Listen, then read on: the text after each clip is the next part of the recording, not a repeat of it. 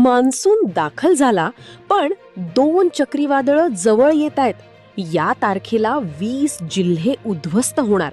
सावधान, निसर्गाचा खेळ बदलतोय. आज अंदमानात मान्सून दाखल झालाय. महाराष्ट्रात तो आता येणार आहे. ही बातमी अतिशय आनंदाची आलीच होती, पण तेवढ्यात हवामान खात्याने एक मोठा धोक्याचा इशारा दिलाय.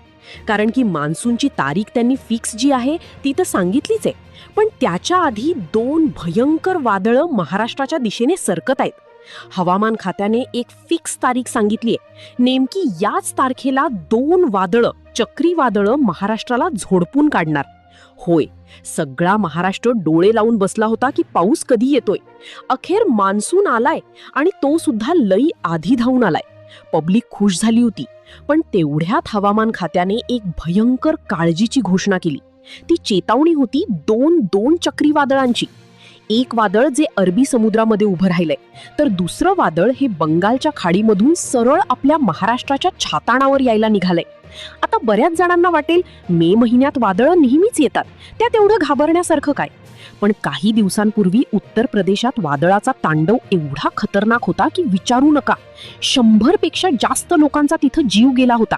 तर एका व्हिडिओमध्ये चक्क 80 किलो वजनाचा माणूस कचऱ्यासारखा हवेत उडताना सगळ्या जगाने पाहिला होता. खरं तर अंदमानात एवढ्या गडबडीत मान्सून येण्यामागचं कारणही हेच आहे की त्याला हे वादळ मागून ढकलते आणि हेच वादळ आता महाराष्ट्राला तडाखा द्यायला पुढे येते.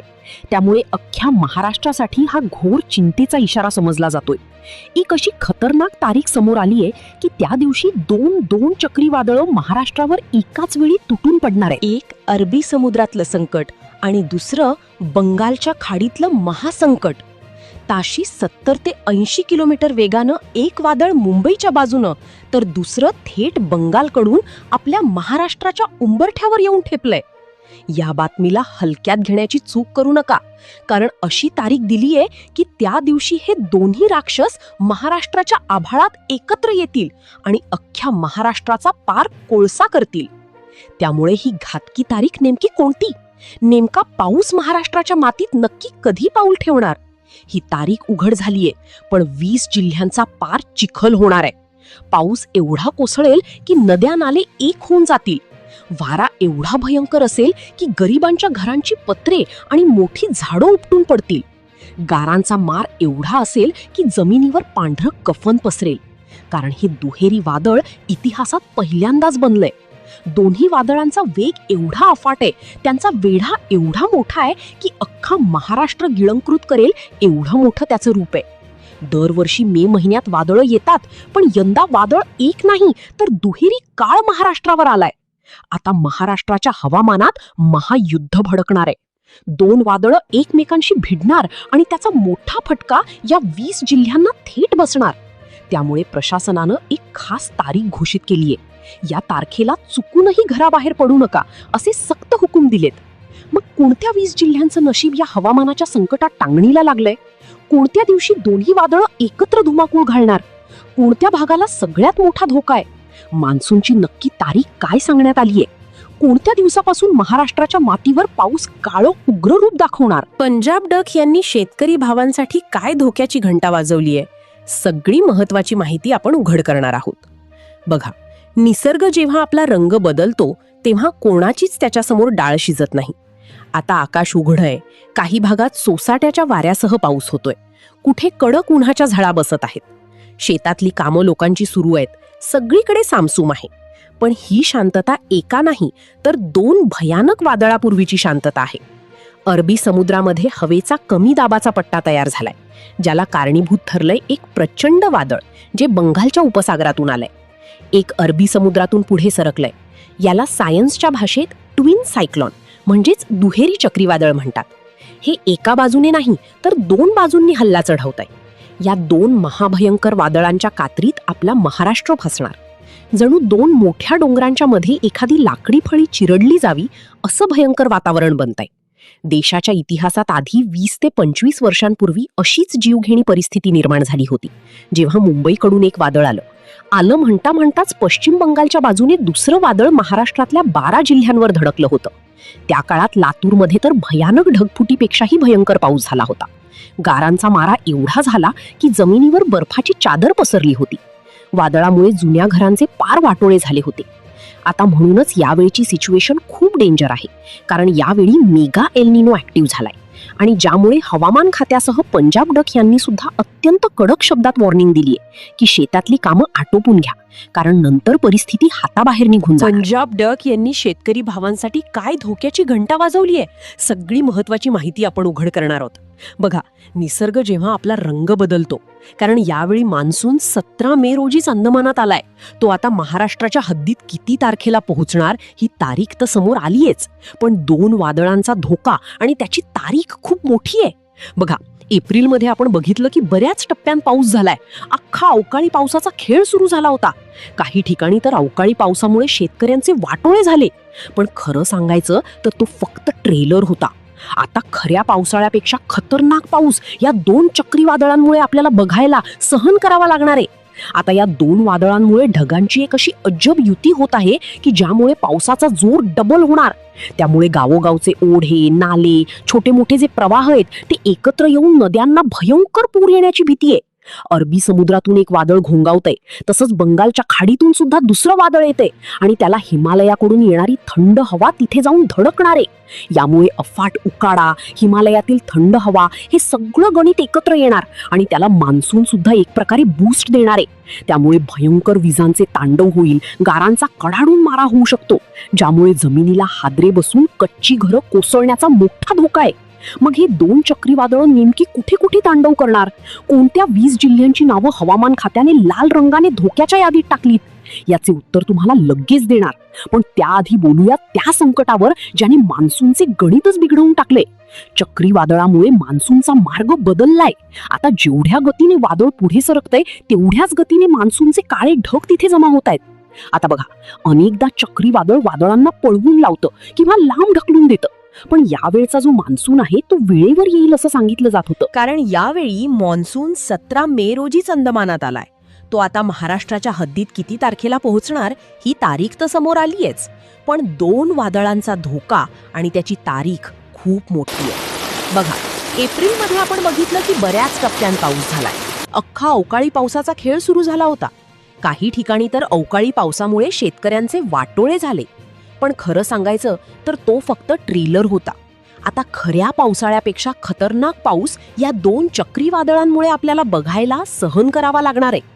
आता या 2 वादळांमुळे ढगांची एक अशी अजब युती होत आहे की ज्यामुळे पावसाचा जोर डबल होणार. त्यामुळे गावोगावचे ओढे, नाले, छोटे मोठे जे प्रवाह आहेत ते एकत्र येऊन नद्यांना भयंकर पूर येण्याची भीती आहे. अरबी समुद्रातून एक वादळ घोंगावतंय, तसेच बंगालच्या खाडीतून सुद्धा दुसरं वादळ येतंय आणि त्याला हिमालयाकडून येणारी थंड हवा तिथे जाऊन धडकणार आहे. यामुळे अफाट उकाडा, हिमालयातील थंड हवा हे सगळं गणित एकत्र येणार आणि त्याला मान्सून सुद्धा एक प्रकारे बूस्ट देणार आहे. त्यामुळे भयंकर विजांचे तांडव होईल, गारांचा कडाडून मारा होऊ शकतो, ज्यामुळे जमिनीला हादरे बसून कच्ची घरं कोसळण्याचा मोठा धोका आहे. मग हे 2 चक्रीवादळं नेमके कुठे कुठे तांडव करणार, कोणत्या 20 जिल्ह्यांची नावं हवामान खात्याने लाल रंगाने धोक्याच्या यादीत टाकलीत, याचे उत्तर तुम्हाला लगेच देणार. पण त्याआधी बोलूया त्या संकटावर ज्याने मान्सूनचे गणित बिघडवून टाकलंय. चक्रीवादळामुळे मान्सूनचा मार्ग बदललाय. आता जेवढ्या गतीने वादळ पुढे सरकतंय तेवढ्याच गतीने मान्सूनचे काळे ढग तिथे जमा होत आहेत. आता बघा, अनेकदा चक्रीवादळ ढगांना पळवून लावतं किंवा लांब ढकलून देतं, पण यावेळचा जो मान्सून आहे तो वेळेवर येईल असं सांगितलं जात होतं. पण या दुहेरी वादळाने मान्सूनला एका प्रकारे किडनॅप केलंय. सायंटिस्ट सांगतायत की वादळ एवढं ताकदवान आहे की जे आपल्याकडे येणाऱ्या मान्सूनच्या वाऱ्याला ओढून घेतंय, ज्यामुळे मान्सूनच्या तारखांमध्ये अघटित बदल झालाय. ज्यामुळे पंजाब डक यांनी आधी स्पष्ट केलं की मान्सून यंदा लई लवकर दाखल होतोय. अंदमानात मान्सून येण्याची वेळ मे महिन्याचा एंड असतो, पण यावेळी तो चक्क 17 मेच्या आसपासच तिथं पोहोचलाय. ही आनंदाची बातमी जरी आली असली तरी त्यानंतर जो चक्रीवादळाचा वेग आहे ना तो भयंकर वाढणार आहे आणि ज्यामुळे जो मान्सूनचा जो स्पीड आहे तो सुद्धा वाढतोय. पण सगळ्यात मोठा आणि जीव घेणा फटका जो बसणार आहे या वादळाचा तो कोणत्या जिल्ह्याला बसणार, कोणत्या तारखा दिल्या गेल्यात, सगळी इत्थंभूत माहिती तुम्हाला पुढे सांगतो. बघा, महाराष्ट्रावर हे जे चक्रीवादळ घोंगावतंय तर ते थेट महाराष्ट्रात नाही, तर याचा पहिला तडाखा सगळ्यात आधी कर्नाटक राज्याला बसणार. कर्नाटकला झोडपल्यानंतर तिथून पुढे ते आंध्राच्या बॉर्डरवर धडकणार आहे आणि त्यानंतर ते घुसणार दक्षिण महाराष्ट्रात आणि त्यानंतरचा आपला मराठवाडा या वादळाच्या अगदी मेन सेंटरमध्ये असणार. मग तारखा कशा आल्यात, कोणत्या कोणत्या दिवशी कशा पद्धतीचा अलर्ट जिल्ह्यांसाठी दिला गेलाय, मान्सूनचा फिक्स टाइम काय आहे? तर बघा, सरकारने एक अंदाज वर्तवला होता एप्रिल महिन्याच्या शेवटी. आता तो अंदाज असा होता की चक्रीवादळाचा पहिला राऊंड 7 ते 11 मे दरम्यान होता. पण सुदैवाने पहिल्या राऊंडमध्ये काही अघटित घडलं नाही. दुसरा राऊंड 15 ते 20 मे पर्यंत होता आणि तिसरा राऊंड 25 मे पासून सुरू होतोय. आता नीट कान देऊन ऐका. सांगितलं असं गेलंय की साधारण 25 मेच्या आसपास जो मान्सूनचा पाऊस आहे तो केरळच्या हद्दीत पाय ठेवणार आहे आणि त्यानंतर साधारणपणे महाराष्ट्राच्या मातीत 1 ते 2 जूनच्या आसपास किंवा 3 जूनच्या आसपास महाराष्ट्राच्या कोकण पट्ट्यामध्ये पावसाची एंट्री होईल आणि 7 जूनपर्यंत अख्ख्या महाराष्ट्रात पाऊस सुरू होणार आहे. तर अशा प्रकारची वॉर्निंग किंवा एक अंदाज तिथे दिलेला आहे. पण त्याआधी वादळाचं मोठं संकट आहे, कारण अजूनही मे महिना संपलेला नाहीये आणि मान्सूनसुद्धा अगदी वेगाने सरकतोय आणि त्याला कारणीभूत ठरले हे चक्रीवादळ. आणि म्हणूनच हे चक्रीवादळ महाराष्ट्रावर त्या ठिकाणी थैमान घालणार आहे. तर त्यातला जो पहिला टप्पा असेल वादळाचा तो साधारण 20 तारखेपासून चालू होतोय. 20 ते 25 या दिवसांमध्ये चक्रीवादळाचा भयंकर रेड अलर्ट आहे. 25 मे नंतर हवामान बदलणार आहे. त्या दिवसांत उन्हाचा पारासुद्धा अजून जास्त वाढेल आणि त्यानंतर वादळाचा जो धोका आहे तो तिथून पुढे अधिक वाढू शकतो. आणि म्हणूनच पंजाब डक यांनी तिथे स्पष्ट शब्दांत सांगितलंय की ढगांची जी मूव्हमेंट तयार होते यामुळे शेतकऱ्यांना आणि सर्वसामान्य लोकांना सुद्धा लय सावध राहणं अत्यंत गरजेचं आहे. कारण वाऱ्याच्या वेगाने थेट माणसं उडल्याचे व्हिडिओ सध्या डोळ्यांसमोर येत आहेत. त्यामुळे गाफेल राहू नका. आता कोणत्या जिल्ह्यांना यात सगळ्यात जास्त धोका आहे? तर मध्य महाराष्ट्रात जर पाहिलं आपण तर कोल्हापूर आहे, सांगली, सातारा, त्यानंतर पुणे आहे, अहिल्यानगरचा मोठा भाग आहे, त्यानंतर मुंबईच्या बाजूचा बराचसा एरिया आहे, त्यानंतर विदर्भ असेल, त्यानंतर उत्तर महाराष्ट्र, दक्षिण महाराष्ट्र या भागांमधल्या बहुतांश जिल्ह्यांमध्ये हा मोठा धोका निर्माण झालाय. त्यामुळे साधारण 20 मेपासून 30 मे ते 31 मेपर्यंत पूर्णपणे काळजी घेण्याची आणि सतर्क राहण्याची कडक सूचना तिथे देण्यात आलेली आहे. आता अजूनही काही भागांत अवकाळी पावसाचं वातावरण तयार झालेलंच आहे, म्हणजे आत्तापासूनच तिथे अवकाळी पावसाचे सावट दिसणार. पण 20 मे नंतर हे सगळं चित्र बदलून थेट चक्रीवादळाची डेंजर सिच्युएशन तयार होणार. तर शेतकरी बांधवांनो आणि महाराष्ट्रातील माझ्या सर्व रसिक प्रेक्षकांनो, ही होती हवामान खात्याने आणि पंजाब डक यांनी वर्तवलेली आतापर्यंतची सगळ्यात मोठी अपडेट. पण व्हिडिओ संपण्यापूर्वी मला तुमच्याशी एक अत्यंत महत्त्वाची आणि मनातली गोष्ट बोलायची आहे. आतापर्यंत आपण जी काही माहिती पाहिली, जो काही इशारा समजून घेतला, ही हवामान खात्याला मॉडेलनुसार आणि वेगवेगळ्या अंदाजानुसार आधारित केवळ एक शक्यता आहे. होय, ही एक फक्त शक्यता आहे. निसर्गाचा हा कोणताही अंतिम दावा नाही आणि ही सर्वांना माहीत आहे की निसर्गाचा खेळगात आहे. निसर्ग कधी पलटी मारेल आणि हवामान खाते कधी बदलेल हे 100% अचूक सांगणे कोणालाच शक्य नसते. त्यामुळे या बातमीचा उद्देश तुम्हाला घाबरणे किंवा तुमच्या मनात भीती निर्माण करणे हा अजिबात नाही, तर केवळ तुम्हाला पूर्वकल्पना देणे आणि सतर्क करणे हाच आमचा प्रामाणिक हेतू आहे. आता मला तुमच्याकडून जाणून घ्यायचे आहे, कारण तुम्ही ग्राउंड लेवलला तिथे राहता. सध्या तुमच्या भागात, जिल्ह्यात किंवा तुमच्या गावात नक्की काय चालल्या परिस्थिती आहे? तिथे कडक ऊन पडले, ढगाळ वातावरण आहे की अवकाळी पावसाने हजेरी लावली आहे? मला प्रत्येक भावाने आणि बहिणीने आपल्या जिल्ह्याचं नाव आणि गावाचं नाव टाकून खाली कमेंट बॉक्समध्ये नक्की सांगा. तुमच्या एका कमेंट्समुळे इतर भागातही लोकांनाही तिथला हवामान अचूक अंदाज कळू शकेल. त्यामुळे कमेंट्स करायला अजिबात विसरू नका. शेतकरी मित्रांनो, दरवर्षी आपण पाहतो की हवामानात अचानक बदल होतात. कधी वादळ येतं तर कधी ऐनवेळी पाऊस हुलकावणी देतो.